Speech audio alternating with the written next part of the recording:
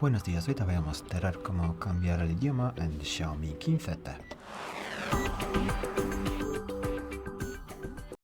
Para empezar abrimos la aplicación Ajustes y luego de la lista de aquí más abajo seleccionamos Ajustes adicionales. Es una de las últimas pestañas de la lista, es la con los 3 puntos aquí.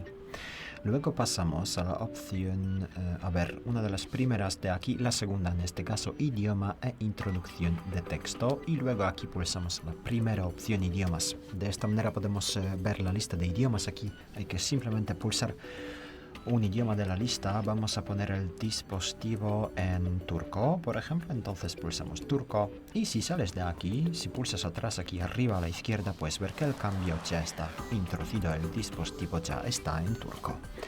Muchas gracias por ver el vídeo. Te invito a comentar abajo, suscribirte al canal. Hasta luego.